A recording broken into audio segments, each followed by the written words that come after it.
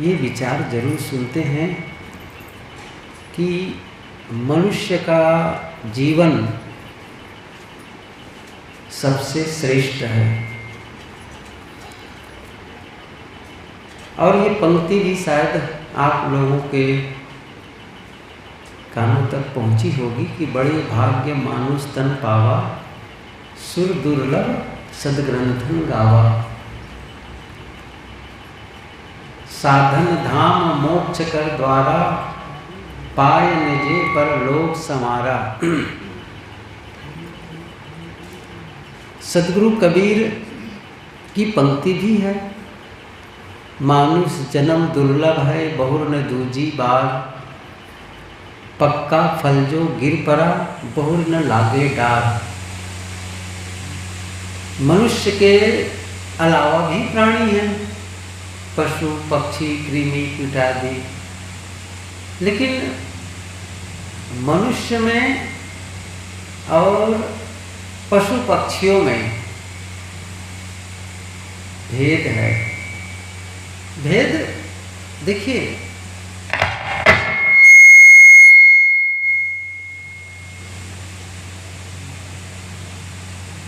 शारीरिक रूप से, आत्मिक रूप से वैसा तो नहीं है। जिस प्रकार हम सबके अंदर में आत्मा है, जीव है, सभी प्राणियों के अंदर वही आत्मा वही जीव है। शरीर जिन तत्वों से बना है वे अन्य प्राणियों के भी उसी प्रकार के शरीर हैं।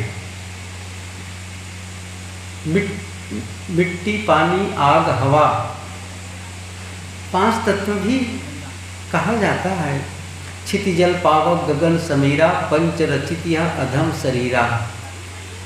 शरीर जड़ मिट्टी पानी आदि तत्वों से निर्मित है और इस शरीर में आत्मा का निवास है। लेकिन फिर भी आप देखेंगे कि बहुत कुछ भेद फिर भी है। अच्छा, भेद इस मामले में कि पशु पक्षियों में मनुष्यों के अलावा जो शारीरिक शक्ति है, जो उनके इंद्रियों की शक्ति है, बहुत ज़्यादा है। शरीर की आकृति में भी बहुत बड़ा अंतर है। मनुष्य की आकृति तो हम सब आसपास देखते हैं, 5-6 फीट का, 7 फीट का मान लो कहीं हो। 7 फीट का जल्दी देखने में तो आता नहीं है, लेकिन मान लो आसपास कोई हो, अरे कितना वजन का आदमी देखोगे, 1-1.5 कुंटल का, 2 कुंटल का देखो, कहीं देखे होंगे तो 8-10 कुंटल का तो नहीं होगा ना कहीं। मैं तो देखा नहीं हूँ कि 10 कुंटल का कोई आदमी हो, लेकिन जानवरों को देखो बहुत वजन होता है।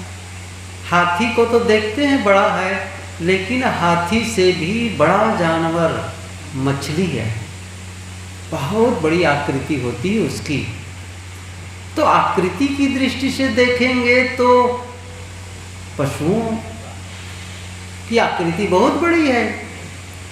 यदि आप मनुष्य को दौड़ने को कहो और चीता को, तो चीता आगे निकल जाएगा, मनुष्य पीछे हो जाएगा। घोड़ा इत्यादि है, और भी कई ऐसे हैं। आकाश में उड़ने की बात कहो तो मनुष्य तो नहीं उड़ सकता है, पक्षी उड़ जाते हैं। आँखों की शक्ति, ये हर इंद्रियों की बता रहा हूँ मैं, आँखों की शक्ति, कानों की शक्ति, नाक की शक्ति अन्य पशु पक्षियों में अधिक है। लेकिन मनुष्य की एक ऐसी शक्ति है जो सबकी शक्ति से श्रेष्ठ है। वो क्या है? मन की शक्ति। मन की शक्ति, और मन की ही शक्ति का परिणाम है कि मनुष्य में पशुओं की अपेक्षा जो शक्ति कम है वो शक्ति भी उसने प्राप्त कर ली है। चाहे उड़ने की शक्ति हो, यंत्र बनाया, देखने की शक्ति हो, सुनने की शक्ति हो, भागने की शक्ति हो, वजन उठा करके चलने की शक्ति हो, सब कुछ में देखेंगे ये क्या है? मन की शक्ति, मानसिक शक्ति, ये सबसे बड़ी बात है। अर्थात मनुष्यों में जितना मन का विकास है अन्य प्राणियों में नहीं है। बंदरों को तो आप लोग देखे ही हैं, आज कल देखोगे तो पेड़ों पे रहते हैं। तो क्या वो 100-200 साल पहले, 1000 साल पहले कहाँ रहते रहे होंगे? अपने लिए मकान बना के रहते रहे होंगे? नहीं, तब भी पेड़ पर रहते थे। बहुत पहले कभी इतिहास के बारे में पढ़े सुने तो पता चलता है, पहले तो कहते हैं प्राक इतिहास काल, इतिहास काल, फिर उसी में विभाजित करते हैं पूर्व पाषाण काल, फिर ये धातु काल और बहुत सारी बातें इधर आगे चलती है। फिर आधुनिक काल बहुत आता है। तो जैसे पशु पक्षी जंगलों में रहा करते थे, ऐसे ही मनुष्य भी खाना बदोश, अर्थात सब कुछ वही होता था। कोई औजार नहीं उसके पास, हथियार नहीं, लेकिन ये धीरे धीरे विकास मनुष्य करता गया। और आजकल क्या कहा जाता है? अपनी इंद्रियों की शक्ति को बढ़ाने के लिए जो औजार का, यंत्र का प्रयोग करता है वह केवल मनुष्य है। अपनी इंद्रियों की शक्ति को बढ़ा करके उससे काम लेने वाला कोई प्राणी है, कौन है वो? मनुष्य है, मनुष्य। और मैंने कहा ना अभी बंदरों के विषय में बता रहा था, बंदर क्या है? पेड़ों पे रहते हैं।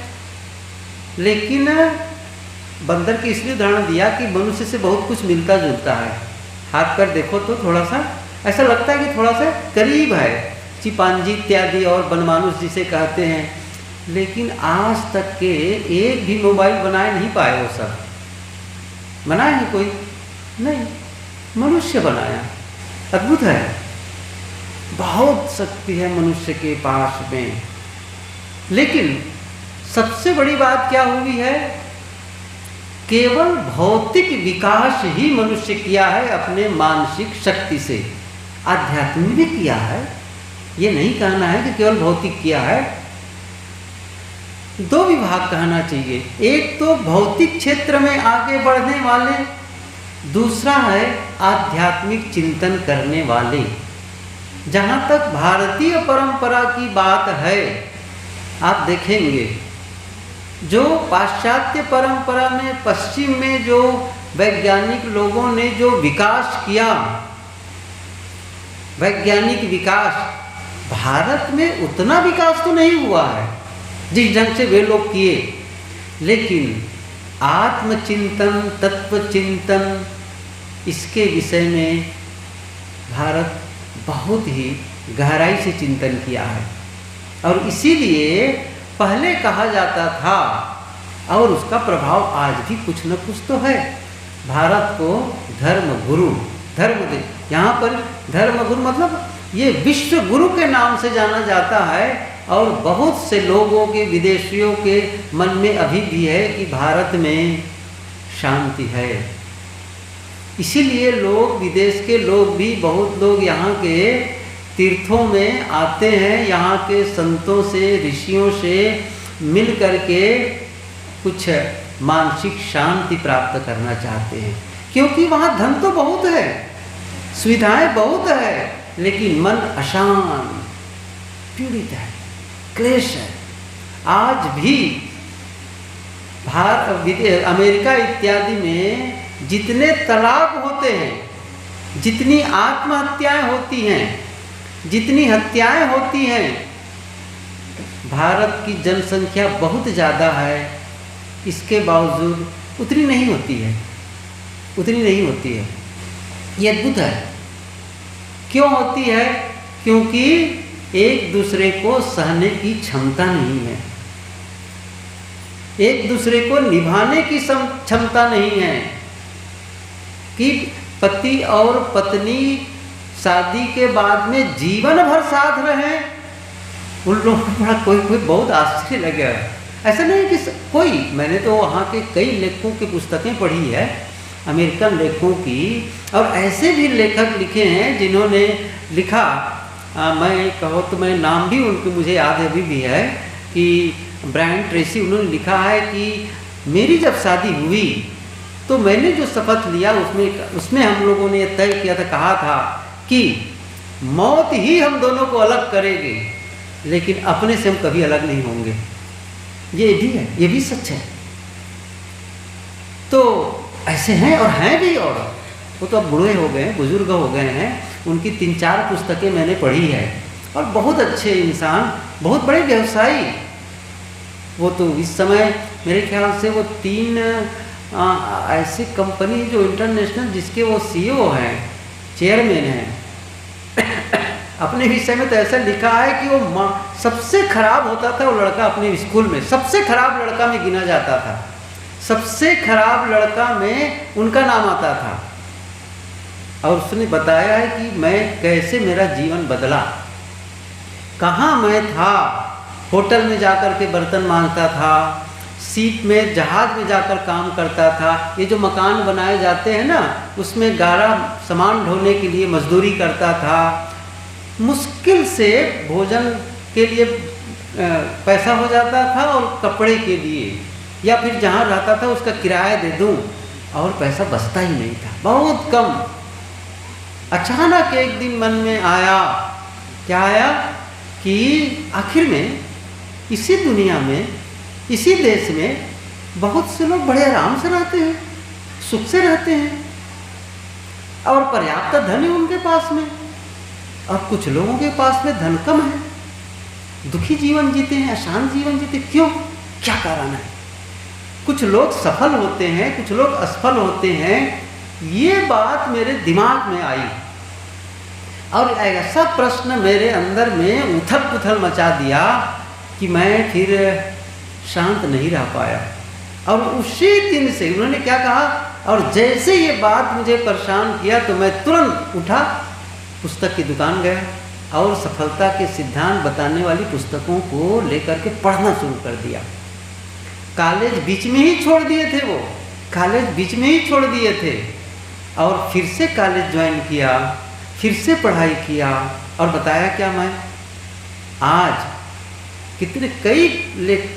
मेरे ख्याल से वो 16 कितनी पुस्तकों के लेखक हैं, और बताया ना 3 इंटरनेशनल कंपनी के वो चेयरमैन हैं, और इतने उसके ऑडियो और वीडियो मतलब उस समय चलते थे, देश विदेश में जाकर के स्पीच देते हैं इन्हीं सब बातों को बताने के लिए। वो आदमी, ये तो ख्याल आया इसलिए बता दिया।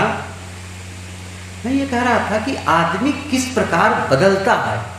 बात यहाँ पर ये थी, मनुष्य में स्वतंत्रता है, मनुष्य में स्वतंत्रता है, पशु पक्षियों में स्वतंत्रता नहीं है, मनुष्य में स्वतंत्रता है।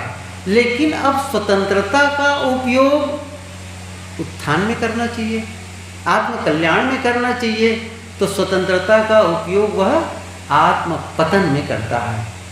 ये दुर्भाग्यपूर्ण है। स्वतंत्रता का उपयोग आत्म पतन में करता है, उसमें चुनाव की स्वतंत्रता है। मैंने पढ़ा कि मनुष्य को जो सबसे बड़ा वरदान मिला है प्रकृति की ओर से, कुदरत की ओर से, वो जानते हैं कौन सा वरदान है? देखो भाई, आंख तो हम लोग के पास भी है, आंख तो और प्राणियों में भी आंख है, कान है, सब कुछ तो है, लेकिन जो सबसे बड़ा वरदान मनुष्यों को मिला है वो क्या है? मन पसंद के रास्ता चुनने की स्वतंत्रता। आप अपने मन पसंद के रास्ता का चुनाव कर सकते हैं, एक बात। दूसरी बात बताता हूं, यदि आपको लगे कि जो रास्ता चल रहा हूं और कुछ दूर चल गया और पता चल गया कि ये रास्ता गलत है, तो कभी भी उस रास्ते में बदलाव करके सही रास्ते का चुनाव कर सकते हैं। ये स्वतंत्रता है, ये मैं कहना चाहता हूं। लेकिन पशु पक्षियों में आप देखें एक प्राकृतिक नियमों के तहत ही जीवन जीते हैं। जैसे जो शाकाहारी पशु पक्षी होते हैं, गाय है, बैल है, घोड़ा है, गधा है, वो घास फूस खा के ही जीवन जिएंगे, घास फूस खा के ही जीवन उनका गुजर होगा। और मांसाहारी भी पशु है, पक्षी है, शेर है, चीता है, ऐसे कई ऐसे प्राणी हैं जो केवल मांसाहार करके ही जीवन, उनका प्राकृतिक बनावट, शारीरिक बनावट, आंतों की बनावट, उनके दांत, उनके नख ऐसे कुछ होंगे कि वो घास नहीं खाएंगे। उनका डाइजेशन सिस्टम भी ऐसा रहेगा कि वो घास नहीं पचाएंगे। और अन्य प्राणियों का, जिसको बता रहा हूँ जो वो शाकाहारी हैं, वो मांस नहीं पचा सकते, ऐसा सिस्टम है। तो वो कभी भी अपने से अपने आहार का बदलाव नहीं करते हैं, अब कर नहीं सकते हैं। मनुष्य में स्वतंत्रता है, मैं यही बताना चाहता हूँ बार बार, मनुष्य में स्वतंत्रता है। अब मनुष्य की यदि का अध्ययन किया जाए, तुलनात्मक अध्ययन, तो वो पशु और पक्षियों में किस कैटेगरी में आता है, किस कैटेगरी में आता है? एक मांसाहारी, दूसरा शाकाहारी। तो मनुष्य शाकाहारी में आता है, मनुष्य शाकाहारी में आता है। कैसे? ज़्यादा नहीं, 2-3 उदाहरण देता हूँ, ज़्यादा नहीं। क्या होता है, जो शाकाहारी प्राणी होते हैं, आप देख लेना, शाकाहारी प्राणी होते हैं, वो क्या करते हैं? पानी पीते हैं ओट से लगा करके, ओट से लगा करके। और मांसाहारी प्राणी क्या करते हैं? जीभ से पीते हैं। आप कभी कुत्ते को पानी पीते देखे ना, बिल्ली को पानी पीते देखे? यदि शेर और चीते को भी देखें तो जीभ से उठाएगा, है कि नहीं, जीभ से। लेकिन गाय और बैल सीधे मुंह लगाते हैं। मनुष्य भी यही है, मनुष्य भी यही है। और जो मांसाहारी जो पशु होते हैं ना, मांसाहारी पशु प्रायः, जिसमें पशु पक्षी हो, तो जब बच्चा जन्म लेता है ना, छोटा बच्चा, तो उसकी आंखें बंद रहती है कुछ समय के लिए। लेकिन शाकाहारी के जब वो जन्म होता है बच्चे का, आंखें खुली होती बहुत जल्दी। जैसे आप लोगों का तो अनुभव है, गाय का जब बछड़ा या बछड़ी आती है तो कितनी देर लगती है आंख खोलने में, लेकिन कुत्ते और बिल्ली के समय लगता है ना, पता चल रहा है ना मांसाहारी शाकाहारी में। लेकिन मनुष्य के बच्चे में आप समझ रहे हैं अंतर इस चीज को?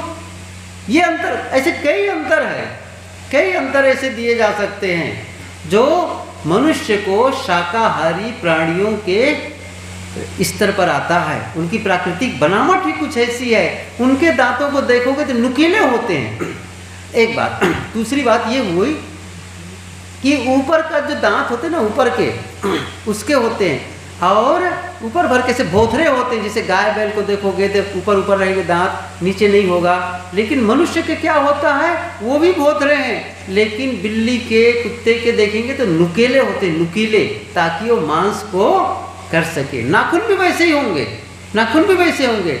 गाय और बैल और घोड़े को देखो, उनके खुर कहाँ होते हैं वैसे, मनुष्य के भी नाखून वैसे ही होते हैं। ये बहुत ऐसे उदाहरण दिए जा सकते हैं। मैं इतनी सी बात कहना चाहता हूँ, यदि आप जाने अनजाने किसी भांति भूल भटक करके यदि आप गलत रास्ते पकड़ लिए हों, अर्थात आप अंडा मांस मछली खाना यदि शुरू भी कर दिए हों, तो आप रास्ता बदल लीजिए। यही तो स्वतंत्रता है भाई, यही तो स्वतंत्रता है। आप समझें इस चीज को।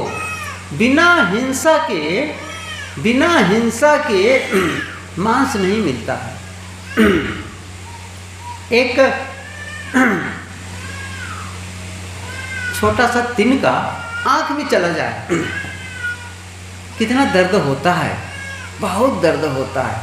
कभी कभी आप सिलाई करें या आप कोई औजार से उपयोग करें, चाहे सब्जी टुकड़ा कर रहे हों या और कोई काम कर रहे हों, कभी उंगली कट गई, सुई से कहीं हाथ में चुभ गया, या एक कांटा ही चुभ जाता है तो कितना दर्द होता है। और किसी के गले में छुरी चलाओगे, दर्द नहीं होगा, कितनी तकलीफ होगी। इन बातों को यदि कोई समझ सके तो दूसरे के मांस को खाकर के पेट भरना ये वो सह पाएगा। देखिए, मुर्दा को तो लोग कब्रिस्तान में ले जा करके दफनाते हैं, जला देते हैं। संत लोग बढ़िया भजन गाते हैं, ये बाहर एक मुर्दा है, नहीं एक मरा, उसको ले जा करके बाहर कर दिए। और हम लोग क्या करते हैं, मुर्दा मार करके पेट को कब्रिस्तान बना लेते हैं। सही है ना, पेट को कब्रिस्तान बना लेते हैं। कितनी बड़ी बात हो गई है। आप मनुष्य हैं, दया करो किसी प्राणी पर। क्यों? अरे खाने के लिए बहुत सारी चीजें बनी हुई हैं, इतने अन्न हैं, इतने फल हैं, इतनी सब्जियां हैं, क्या उससे पेट नहीं भर रहा है? और दूसरी बात, एक मुख्य बात यह भी है, आप सात्विक भोजन करके ज़्यादा समय तक के स्वस्थ रह सकते हैं, और तामसिक भोजन करके आप बीमारी को जल्दी आमंत्रित करते हैं। ये भी सच है। मैं ये कह रहा था, मन पसंद के रास्ता चुनने की स्वतंत्रता। आप ऐसे रास्ता का चुनाव करो जिससे आपको भी अच्छा लगे, आपको भी आनंद मिले, और आपके संपर्क में आने वाले मनुष्य ही नहीं, अन्य प्राणियों को भी आराम मिले, उसको सहूलियत मिले, आपके द्वारा किसी को तकलीफ न हो। आप यदि श्रेष्ठ प्राणी हैं तो श्रेष्ठ का क्या महत्व निकलता है? जैसे आपको वो घर का मुखिया बना दिया गया तो घर का मुखिया है, या फिर आपको गांव का मुखिया बनाया, या प्रांत का मुखिया, या राष्ट्र का मुखिया बनाया, तो क्या मतलब है? क्या जिनके पास शक्ति कम है, क्या उसको मारना पीटना है, उनकी हिंसा हत्या करनी है? सबकी रक्षा करनी है, सबको सहारा देना है। और मनुष्य श्रेष्ठ प्राणी है तो एक निरीह प्राणियों को मार करके, लेकिन दुर्भाग्य की बात बताऊं मैं, धर्म के नाम पर भी लोग हत्या करते हैं। ये तो और दुर्भाग्य की बात हो गई।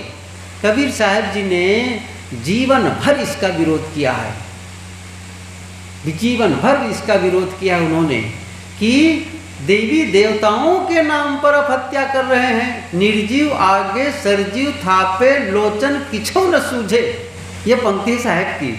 निर्जीव, अच्छा जिसके सामने, जिसे खुश करने के लिए मार रहे हो, जिसे खुश करने के लिए जीव हत्या कर रहे हो, वो तो जानदार है नहीं है, या तो वो पत्थर की है, या अष्टधातुओं की है, या मिट्टी की है, या निराकार है, कुछ है जिसमें जीवन नहीं, जिसमें प्राण नहीं है, जिसमें चलने फिरने की क्षमता नहीं है, न सुनने की क्षमता है, न देखने की, न खाने की क्षमता है। सीधी सी बात यह है, उसको खुश करने के लिए एक जानदार प्राणी को मार रहे हो। कितनी बड़ी ये हिंसा की बात, ना समझी की बात है। और वो भी साहब कहते, और वो भी धर्म के नाम पर, कि देवी देवता खुश हो जाएंगे, बलि करो और क्या करो, कुर्बानी दो। ये धर्म है कि अधर्म है? सदगुरु कबीर ने कहा है, धर्म करे जहाँ जीव बधत है, अकर्म करे मोरे भाई, जो तोहरा को ब्राह्मण कहिए तो काको कहिए कसाई। बहुत विदग्धात्मक कहते हैं साहब जी। धर्म के नाम पर मंदिर में हत्या कर रहे हो, तिलक लगा करके, जनेऊ पहन करके। कसाई, तुमसे बढ़ के कसाई कौन है? हत्या न करो, अंडा मांस मछली से अपने आप को अलग करो। ये राजसिक भोजन, और उससे बुद्धि भी तामसिक हो जाती है, और गलत विचार आएंगे आपके मन में। आपका जीवन इतना बढ़िया है कि आप इन सब चीज़ों को छोड़ करके सुपथगामी हो सकते हैं, अच्छे पथ पर चल सकते हैं। ये उदाहरण हुआ मांस मछली। इसके अलावा ऐसे भी लोग हो सकते हैं जो अंडा मांस मछली न खाएं, लेकिन सिगरेट पीते हैं, बीड़ी पीते हैं, शराब पीते हैं, और क्या बताऊं, गुटखा खाते हैं। इससे बड़ी और क्या बात हुई? और बताऊं, पढ़ने वाले बच्चे भी, ये दुर्भाग्यपूर्ण है। पढ़ने वाले, पहले तो लड़कों में व्यसन, दुर्व्यसन ज़्यादा होता था। आजकल बहुत सारी लड़कियां भी पीछे नहीं रहती हैं। मैं गलत कहता हूँ, बोलिए मुझे। लड़कियां भी गलत चीज़ खाने लग गई हैं। कम से कम आप लोग अपनी मर्यादा में रहें। कम ये नशा वाला छोड़ दो, इन लोग को भटके दो, आप लोग बच करके रहो। नशा किसी को भी नहीं करना चाहिए, किसी को भी नहीं करना चाहिए। बुद्धि भ्रष्ट होती है उससे। आप ही सोचिए, एक महात्मा लोग कहानी कहते हैं, एक विद्यालय था जिसमें छोटे बच्चे पढ़ते थे। तो बच्चे एक बार स्कूल से लौट रहे थे, तो बच्चों की चर्चा आपस में होती ही है। तो क्या कहते हैं, अच्छा बताओ पढ़ लिख कर क्या बनोगे, पूछते हैं ना बच्चे छोटे छोटे, पूछ लेते हैं अच्छा पढ़ लिख कर क्या बनोगे। तो एक ने क्या कहा, मेरा पापा डॉक्टर है, मैं भी पढ़ लिख कर डॉक्टर बनूंगा। तो दूसरे ने कहा कि मेरा पापा इंजीनियर है, मैं पढ़ लिख कर इंजीनियर बनूंगा। किसी ने कहा मेरा पापा वकील है, मैं वकील बनूंगा। किसी ने कहा प्रोफेसर है, प्रोफेसर बनूंगा। एक लड़का था, वो चुप, सन्नाटा, कुछ ना बोले। अरे तू भी बोल, बोला ही नहीं, बहुत उदास। क्यों नहीं बोला बताऊं? क्योंकि उसका पिता शराबी था। तो उदास रहा, घर आया वैसी खिन्न उदास। जब उसके पिता ने आकर देखा तो बच्चा बहुत उदास है। क्या बात है बेटा, क्या बात है, क्या बच्चों ने तुम्हें सताया है? नहीं, क्या बात है बताओ तो सही। पापा कैसे बताऊं? नहीं बताओ क्या बात है। कह रहे आप सुनेंगे? हाँ बताओ तो सही। उन्होंने कहा बताया सब। डॉक्टर के बेटा ने कहा मैं डॉक्टर बनूंगा, वकील के बेटे ने कहा वकील बनूंगा, इंजीनियर के बेटे ने कहा इंजीनियर बनूंगा। पापा मैं क्या बताऊं, आप बताएं। क्या मैं यही कहा था कि मैं शराबी बनूंगा? वो तो एकदम जैसे उनको छू गई बात, और थोड़ी देर मौन रहा और बेटे को गले लगाते हुए कहा बेटा नहीं, तू अपने मित्रों के बीच जाकर कहेगा मैं एक अच्छा इंसान बनूंगा, और आज तारीख से मैं सदा के लिए शराब छोड़ता हूँ, सदा के लिए छोड़ता हूँ। मैं ये कह रहा था आप अपने बच्चों के लिए क्या कर रहे हैं? अपने लिए, बच्चों के लिए, परिवार के लिए, या फिर जिस समाज में रहते हैं उसके लिए क्या कर रहे हैं? गलत आदर्श, गलत खा पी करके आप गुटखाए खाए जा रहे हैं, तंबाकू खाए जा रहे हैं। आप विचार ही नहीं करते। सुन रहे थे ना, विचार पूर्वक जीवन जीना, विचार पूर्वक खाना, विचार पूर्वक सोचना बोलना। एक बार ख्याल करिए, गुटखा को हाथ में लेकर के, गुटखा को हाथ में या तंबाकू को हाथ में लेकर पूछो, ऐ गुटखा या ये तंबाकू तुम्हें खाने जा रहा हूँ, तुम्हारे खाने से क्या मेरा स्वास्थ्य बढ़िया होगा? क्या मेरा धन बढ़ेगा? क्या मेरे दांत में चमक आने वाली है? क्या मेरे बच्चों को अच्छे आदर्श मिलने वाले हैं? पता है तंबाकू या गुटखा क्या कहेगा? मूर्ख कहीं का, इतने दिन से खा रहे हो, अपना स्वास्थ्य खराब कर रहे हो, पैसे की बर्बादी कर रहे हो, और समाज के लिए एक गलत आदर्श स्थापित कर रहे हो। ये जब आवाज़ आएगी ना, तो गुटखा या तंबाकू जमीन पर जाएगा, न कि वो मुंह में जाएगा। सोचते ही नहीं है, असल में सोचते ही नहीं है। ये मनुष्य का आहार नहीं है, सात्विक आहार है ही नहीं है। स्वतंत्रता का मतलब यह नहीं है कि आप अपना पतन करो। स्वतंत्रता का मतलब है आप अपनी स्वतंत्रता का उपयोग किसमें लगाओ? उत्थान में लगाओ, आत्मोन्नति में लगाओ। ऐसा कुछ करो जिससे आपके जीवन में आनंद का अनुभव हो, सुख का अनुभव हो, आपस में प्रेम का अनुभव हो, दूसरों के लिए एक रोल मॉडल बनो, दूसरों को आदर्श दिखे। लेकिन हम तो चुनाव ही गलत करते हैं। समस्या यही है। वस्तुतः चुनाव से ही हमारे जीवन का निर्माण होता है। चुनाव से ही जीवन का निर्माण होता है। और जो चुनाव करते हैं, चुनाव के साथ ही उसके परिणाम जुड़े रहते हैं। उसके परिणाम जुड़े रहते हैं। कैसे? जैसे मेरे सामने एक टेबल है। अब इस टेबल पर 2 गिलास है। ख्याल करना, 2 गिलास है। एक गिलास में दूध है, दूसरे गिलास में शराब है।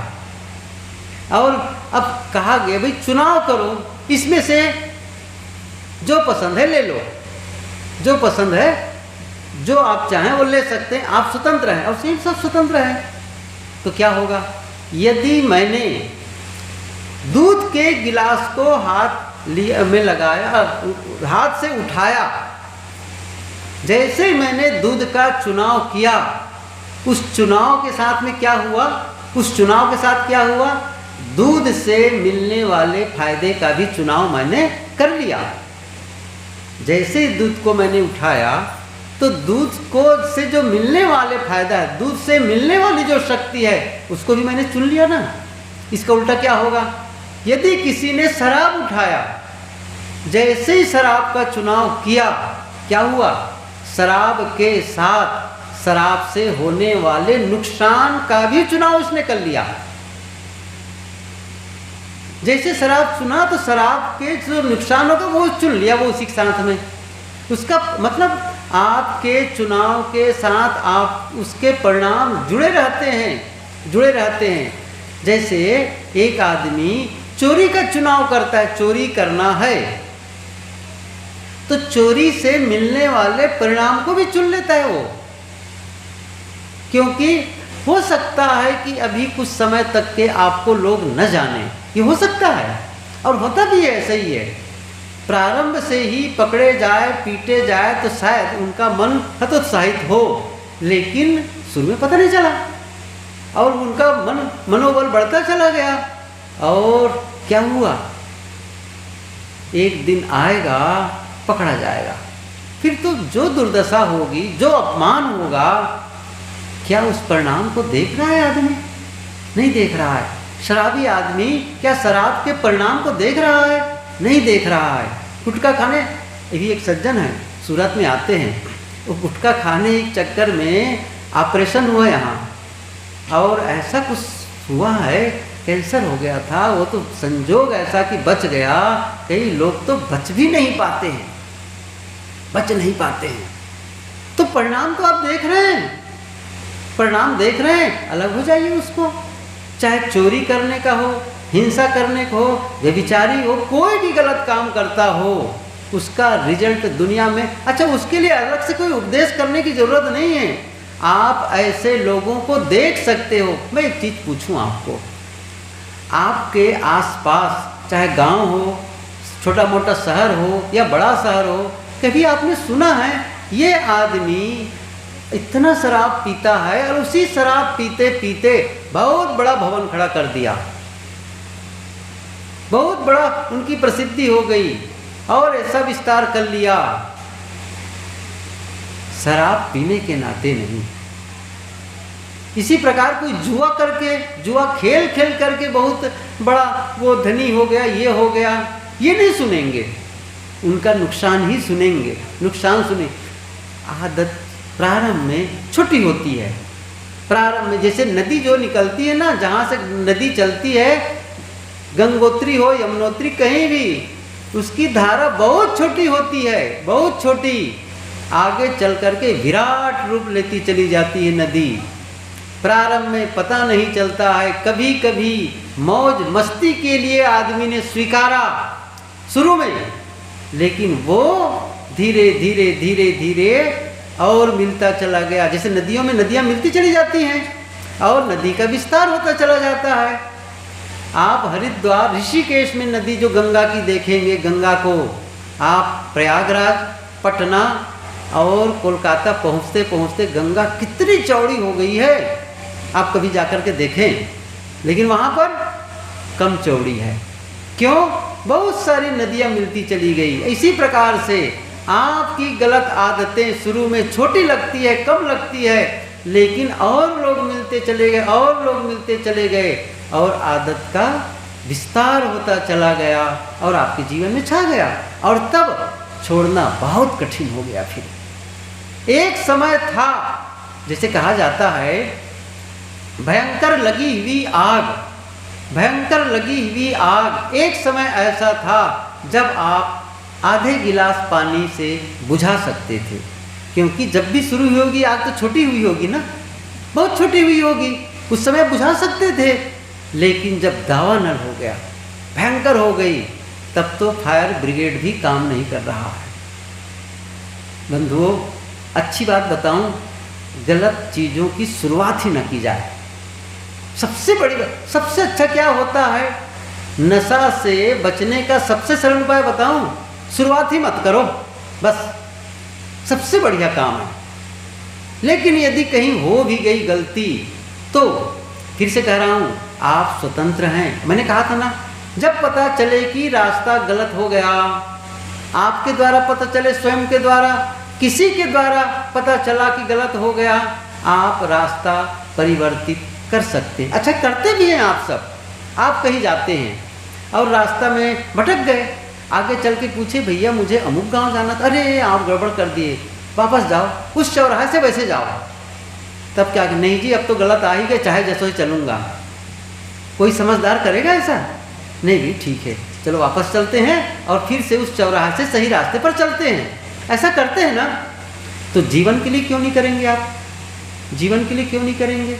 मैं एक उदाहरण, आपको एक अच्छी काम की बात बताता हूँ। काम की बात तो सारी है। निवेदन क्या है, आपसे चाहे जितनी बड़ी गलती हो गई हो, ये सुन लीजिए, और जितने लंबे समय से गलती हो रही हो, आप उसे बदल सकते हैं। इतनी ताकत मनुष्य, और कभी भी मैंने कहा था ना अभी, कभी भी आप यू टर्न लेकर के वापस आ सकते हैं। कोई रोकने वाला नहीं है। यदि कोई आदमी गलत रास्ते पर गया और सही रास्ते पर आने लगा, तुम क्यों जा रहे हो? नहीं भैया, कोई नहीं रोकेगा, कोई नहीं रोकेगा। और मैं सुबह सत्र में भी कहा था, अच्छे लोग भी मिलेंगे, बुरे लोग भी मिलेंगे इसी दुनिया में ना, इसी दुनिया में। आपको एक संस्मरण सुनाऊं। गुजरात में देखिए, अभी बिहार में तो अभी कुछ वर्षों से शराबबंदी हुई है, गुजरात में तो शुरू से ही शराबबंदी है। वहाँ आप जैसे हमारे छत्तीसगढ़ में, और छत्तीसगढ़ को तो मैं प्रणाम करता हूँ और यही तो मैं जन्मा हूँ, लेकिन आज जो शराब की दुकानें दिखती हैं, आज से 20-30 साल पहले इतनी दुकानें नहीं थी। बुजुर्ग लोग अच्छी तरह जानते हैं, मैं भी जानता हूँ, इतनी नहीं थी। बहरहाल ये भी कहने की मेरी आवश्यकता नहीं है, लेकिन मैं गुजरात के बारे में बता रहा था। वहाँ कहीं भी देशी और अंग्रेजी शराब की दुकान कहीं नहीं मिलेगी। किसी भी शहर में, किसी भी गांव में आपको शराब की दुकान नहीं मिलेगी। शराब बिकती ही नहीं है, वहाँ बिकती नहीं है। रेलवे में जो इंजन होता है ना, इंजन उसके शेड में काम करते हैं, जब कुछ उसमें सुधार के लिए कुछ उसमें काम करना होता है, तो शेड में एक साथी काम करते थे, गुरुदेव जी के शिष्य। उन्होंने बताया कि साहब शेड में एक बाहर का एक आदमी आया, और जब ट्रांसफ़र होकर के आया काम में, तो शाम को सब बैठे, तब उसने कहा, अरे भाई वो कहाँ मिलता है? समझ रहे ना, वो कहाँ मिलता है? तो लड़के सब जितने लोग कहे, पता नहीं, यहाँ तो लोग जानते नहीं हैं। अरे यार, उसके बिना गड़बड़ हो जाएगा। और जानते क्या हुआ? वो बताते थे, साहब शाम को जब लौटा ना, वो पी के लौटा था, जबकि शराबबंदी है। क्या बताया? वो कहाँ से खोज लिया, कहाँ से खोज लिया, और वो शराब पी के आया। जहाँ शराबबंदी, वहाँ भी शराब ढूंढ लिया वो आदमी, एक अपरिचित और अजनबी आदमी आ करके। लेकिन यदि वही आदमी चाहता कि मुझे कहीं सत्संग में जाना है, बताओ स्थल, तो उसको सत्संग की जगह भी मिल जाती? नहीं मिलती? मिल जाती। आप चाहते क्या है? महत्वपूर्ण यह है, आप जो चाहेंगे वो रास्ता अभी भी तैयार है। मैंने कहा ना, चाहे जितनी बड़ी गलती हो गई हो, चाहे जब से गलती हो गई हो, आप अपने में बदलाव ला सकते हैं, कभी भी बदलाव ला सकते हैं। आप सारी गलतियों को छोड़ करके एक नए इंसान के रूप में आप डेवलप हो सकते हैं, चाहे आपकी उम्र कितनी भी हो गई हो। ये मत कहिए क्या बताऊं, उम्र तो बहुत हो गई, अब कैसे? नहीं भैया, देरी कभी भी नहीं होती है, देरी कभी भी नहीं होती है। क्यों कह रहा हूं? कल सूर्य नया निकलेगा, निकलेगा ना, नया दिन मिलने वाला है कल हमको, और एक रोज मिलता है नया दिन। आप उस दिन का उपयोग कैसे करते हैं? कितना मेहरबान है, पूरी सत्ता मेहरबान है। रोज नया सवेरा होता है, रोज दिन बदलने का अवसर मिलता है, रोज की बात ही छोड़ दीजिए। मैं बताऊं, एक पंक्ति है, एक संत हमारे बड़े गुरु भाई ने भजन लिखा, उसमें बात आई है, हर क्षण तुम्हें समय है निज स्थिति करण को, प्रातः शाम व दोपहर सद्गुण हिये भरण को। हर क्षण, हर घड़ी शुभ घड़ी, याद कर लो क्या कहा, हर घड़ी शुभ घड़ी, हर घड़ी शुभ घड़ी। आप कभी भी जीवन बदलने के लिए संकल्प लो, घूम पड़ो, और जितने दिन आपके जीवन बदलने में जितने दिन बीतेंगे उतना ही आप उससे दूर होते चले जाएंगे, दूर होते चले जाएंगे। वही लोग जो आपको हे दृष्टि से देखते थे, क्योंकि आपका आचरण ही वैसा था, गलत खान पान था, गलत व्यवहार था, लेकिन जब आप बदलना शुरू कर देंगे ना, तो धीरे धीरे धीरे धीरे लोगों की मानसिकता आपके लिए बदलना शुरू हो जाएगी। फिर वो नहीं कहेंगे कि आदमी वही है जो पहले गलत करता था, नहीं, ये आदमी बदल गया, ये आदमी कुछ अलग हो गया, पहले कुछ और था, बदल गया। आपके बदले हुए रूप की चर्चा करने लगेंगे।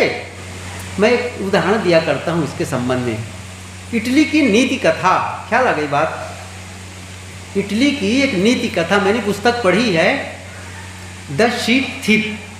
शीप थीप को हिंदी में कहते हैं भेड़ चोर।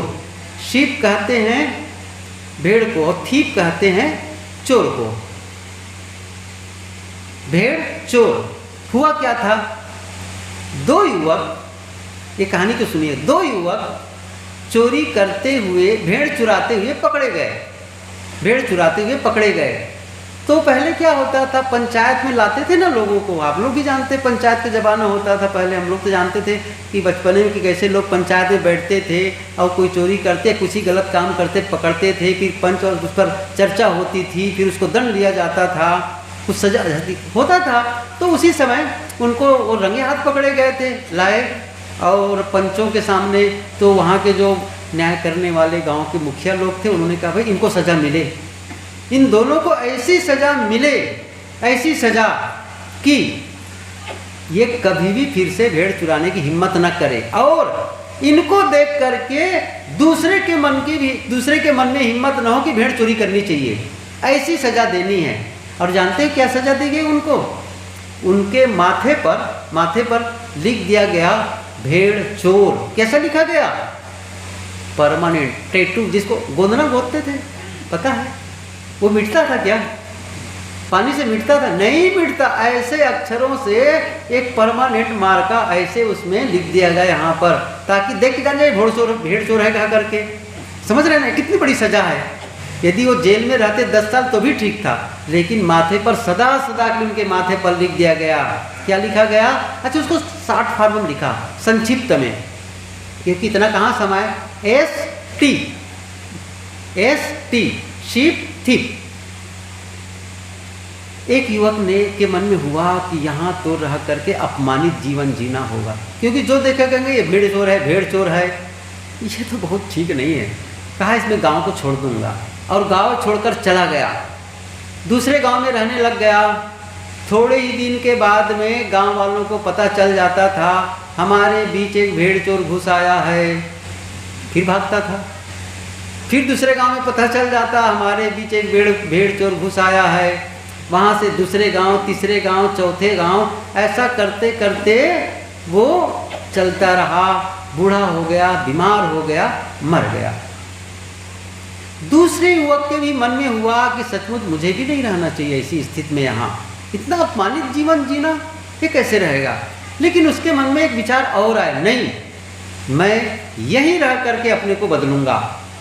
और जिसके घर उसने भेड़ चुराई थी उसके घर नौकरी करने लग गया, पैसा कमाने लग गया, बचाने लग गया, भेड़ के पैसा अदा कर दी, और मेहनत की, पैसा बचाया, छोटी सी ज़मीन खरीद ली, और कुछ दिनों के बाद में और पैसा बचाते अब क्या किया, नौकरी छोड़ करके खुद भेड़ रख करके पालने लग गया। भेड़ों की संख्या बढ़ती चली गई, नौकर रखने लग गए और संख्या बढ़ी, फिर भेड़ के बालों को बेचने लग गया। वही तो बनता है ना, उसके कपड़े, ऊन के कपड़े बनते हैं, उसको बेचने लग गया बाहर। और जो पैसे मिलते थे उससे क्या करते थे वो, गरीबों के सहयोग में लगाते थे। गांव में कुछ ऐसी, कहीं पर नाली खराब है वहाँ बनवा देता, सड़क खराब है वहाँ बनवा देता, कहीं पर पानी की पीने की व्यवस्था प्याव खोल देता, या फिर कहीं मंदिर का जीर्णोद्धार कर देता। वो संख्या बढ़ती चली गई भेड़ों की। अब भेड़ों के बाल को बेचना बंद कर दिया। क्या किया, छोटा सा प्रोजेक्ट, खुद ही वो ऊन बनाने के कारखाना को शुरू कर दिया। उससे आमदनी आने लग गई। समय बीतता चला गया, काफ़ी उम्र भी हो गई उसकी भी। वो बहुत दान दक्षिणा भी करता था, मंदिरों में जीर्णोद्धार करता था। एक प्रकार से मैं बताऊं संक्षिप्त में, गांव का काया पलट ही कर दिया। सड़कें अच्छी, नाली अच्छी, विद्यालय, औषधालय, प्याऊ, सब कुछ, बहुत सहयोग उनका मिला। इतनी आमदनी उसकी होने लग गई, क्योंकि भेड़ें इतनी थी कि जब वो पहाड़ी पर जब चलती थी भेड़ें, तो ऐसा लगता था जैसे पर्वत में बर्फ से पर्वत जमे हुए हैं, सफ़ेद सफ़ेद। इतनी भेड़ें थी उनके पास में, और वो आमदनी का उसने अच्छा उपयोग किया। बूढ़ा हो गया था। एक दिन वो जा रहा था फुटपाथ पर चलते हुए, सड़क किनारे किनारे, इधर दुकान थी, रास्ता था, चल रहा था, तो एक अजनबी आदमी आया बाहर का। उसने देखा उसके माथे पर एसटी, तो क्रॉस हो गया। क्रॉस होने के बाद अरे, तो एक आदमी था, दुकानदार, सुबह का मामला था, तो दुकानदार झाड़ू लगा रहा था दुकान में अपने। उसको पूछा, भाई सुनो सुनो, वो आदमी जा रहा है ना, वो आदमी, उसके माथे पर एसटी क्या लिखा है? तो वो जो दुकानदार था खड़े होकर देखा उस आदमी को जिसके माथे पर एसटी लिखा था, तो बताने ही वाला था एसटी मतलब भेड़ चोर, ऐसा बताने वाला। फिर वो आदमी क्या था, उसके परिचित था, अर्थात परिचित का मतलब क्लास फेलो, साथ साथ पढ़े थे। तब उसके मन में हुआ कि इसने किया क्या, ख्याल आया, इसने भेड़ तो चुराया, लेकिन क्या किया, पैसा कमाता चला गया, गांव का काया पलट कर दिया, गरीबों के सहयोग में लगाया, मंदिर इत्यादि के सहयोग में लगाया, उसमें किया, वो किया, सारे उनके किए हुए कर्मों को याद किया। और क्या, अच्छा अच्छा, उसको माथे पर लिखा है एसटी, उसको पूछ रहा, हाँ वही, क्यों लिखा है माथे पर एसटी? तो दुकानदार ने क्या उत्तर दिया, एसटी का अर्थ होता है संत। क्या कहा, संत, शॉर्ट फॉर्म में संत। उसने नहीं कहा कि एसटी का अर्थ भेड़ चोर होता है। बंधुओं, एक भेड़ चोर भी बदल सकता है, क्या हम और आप नहीं बदल सकते हैं? कैसे नहीं बदल सकते हैं? हम मनुष्य हैं और कभी भी परिवर्तन कर सकते हैं, कभी भी अपनी गलत आदत को छोड़ करके आगे बढ़ सकते हैं और एक अच्छे पथ पर चल सकते हैं। भटके भले हो, भटक गए हो हम, चाहे गलत संगति के नाते, चाहे नासमझी के नाते, कोई कारण हो, हम कभी भी सही रास्ते का चुनाव करके सही रास्ते पर हम आगे बढ़ सकते हैं। और बताता हूँ मैं कि मैंने कहा ना, वो रोज नहीं, हर क्षण कभी भी बदल सकते हैं। मुहूर्त, मैंने कहा ना, हर घड़ी शुभ घड़ी। आज का समय कोई खराब है? कल सुबह सूर्य निकलेगा, क्या आपको अवसर नहीं मिल रहा है? रोज अवसर मिलता है, रोज रोज। आप जिस दिन चाहें, जिस क्षण चाहें, आप अपने जीवन में बदलाव ला सकते हैं और जीवन को एक अच्छा समापन कर सकते हैं। अंत, जीवन का अंत में बहुत अच्छा आप समापन कर सकते हैं। शुरुआत भले गड़बड़ी रही होगी, लेकिन आपका समापन लोग याद करेंगे कि सचमुच ये इंसान कैसा रहा, कैसा बदलाव लाए अपने जीवन में। सब बहुत आदर्श होता है। हम लोग सुने कहानी, चाहे वो अंगुली माल की कहानी हो, चाहे रत्नाकर डाकू की कहानी हो, सुने नहीं सुने हो? सुने हैं। हत्या करता था, लूट लेता था, लेकिन ऋषियों के संपर्क में आए, हत्या छोड़ दिया, लूटना छोड़ दिया, रामायण महाकाव्य लिख डाले वाल्मीकि। इसी प्रकार अंगुली माल लोगों को मारता था, अंगुली के माला बना करके गले में पहन लेता था, अंगुली माल नाम ही रखा था। बुद्ध की शरण में आए, बुद्ध के संपर्क में आए, उसने हत्या छोड़ दी, भिक्षु बन गए, जीवन बदल गया। ये उदाहरण क्यों? आज भी कई उदाहरण दिए जा सकते हैं। मैं तो सुनता हूँ कई लोगों को, ऐसे ही गलत पथ पर चलने वाले, चाहे वो शराब पीने वाला रहा हो, चाहे हिंसा करने वाला रहा हो, कोई भी गलत काम करने वाला रहा हो, उसने जीवन को बदला और एक ऐसा समाज में आदर्श स्थापित किया जिसको लोग कहते हैं कि भाई ये भी ऐसा भी बदला जा सकता है जीवन को। मैं ये निवेदन करता हूँ, मनुष्य स्वतंत्र है, स्वतंत्र है। उसका सीढ़ी की तरह है, सीढ़ी की तरह, सीढ़ी समझ रहे हो, सीढ़ी की तरह, सीढ़ी का एक पैर नीचे है, वो है नरक में, और दूसरा पैर, दूसरा सिरा स्वर्ग पर है, दूसरा सिरा स्वर्ग पर है। ऐसे ही ये मनुष्य का जीवन। आप यदि अपना गलत कर्म करना लगेंगे तो नरक की ओर ढल जाएंगे, अच्छा करेंगे स्वर्ग की ओर चले। इसीलिए गोस्वामी जी ने कहा भी है, स्वर्ग नरक अपवर्ग निसेनी, ज्ञान विराग भक्ति सुख देनी। स्वर्ग नरक अपवर्ग, स्वर्ग में भी जा सकते हैं, नरक में भी जा, स्वतंत्रता, इसलिए कह रहा हूँ स्वतंत्रता है कह करके। आप स्वतंत्र हैं, आप किस दिशा में जा रहे हैं, बस किस दिशा में जा रहे हैं। जैसे एक मंदिर की सीढ़ी हो, एक ही सीढ़ी पर एक आदमी खड़ा है जो नीचे की ओर जा रहा है, उसी सीढ़ी पर एक आदमी खड़ा है जो ऊपर की ओर जा रहा है। समझ रहे हैं ना, सीढ़ी वही है, आपका दिशा कहाँ है। यदि आप नीचे की ओर जा रहे हैं तो गड्ढे में जाएंगे, ऊपर की ओर जाएंगे तो शिखर पर जाएंगे। आपका कार्य क्या है? क्या आप ऐसे कर्मों में लिप्त हैं जो समाज में जिसकी प्रतिष्ठा नहीं है, परिवार में जिसकी प्रतिष्ठा नहीं है, जिसको करने पर आपको आत्म प्रतिष्ठा नहीं मिलेगी? छोड़ दीजिए, छोड़ दीजिए, कोई रोकेगा नहीं। गुरुदेव जी कहा करते थे, थाने में भी नाम हिस्ट्री शीटर चोर। हिस्ट्री शीटर का मतलब है बहुत लंबे समय से चोरी कर रहे हैं तो उनका थाने में नाम लिखा जाता है। और जब आसपास कहीं चोरी होती तो पहले उनको खोजा जाता है, कहाँ है वो, पहले पकड़ा जाता है। लेकिन वही आदमी जो चोरी करता रहा, यदि उसने चोरी का काम छोड़ दिया और लंबे समय तक छोड़ दिया, थाने से भी नाम कट जाता है, थाने से भी नाम कट जाता है। क्योंकि थाने वालों की पता, अब पहले करता था अब ये नहीं करता है, इसके लिए खोजबीन नहीं करते हैं। ये सच्ची बात है। ऐसे ही यदि समाज के लोगों के मन में ऐसा बसा है कि आदमी ठीक नहीं है, लेकिन आप जब सही करने लगेंगे, उसी समाज के हृदय में क्या बसेगा, ये आदमी सही है, ये बदल गया है, ये कुछ अलग ही आदमी हो गया है, अब इस पर विश्वास करने लायक है। इसलिए भाइयों और माता बहनों से यही निवेदन है कि आप सभी की जिम्मेदारी है, आप अपने बाल बच्चों का ध्यान रखें, अपने परिवार के सदस्यों को ध्यान रखें। आपके रिश्तेदारों में ऐसा कोई हो जो भटके हुए हों, उसको सही रास्ते पर लगाने का काम करें। यही कबीर साहब का संदेश। कबीर साहब ने साफ शब्दों में कहा है, सोई हित बंधु मोहि भावे, जात कुमारग मारग लागे। सोई हित बंधु मोहि भावे। साहब क्या करें, मुझे भावे मतलब मुझे अच्छा लगता है। कौन? सोई हित बंधु मोहि भावे, जात कुमारग मारग लागे। जो कुमार्ग में जा रहा हो उसको सतमार्ग में लगा दे। ऐसे लोग को मुझे बहुत पसंद आते हैं, बहुत पसंद आते हैं।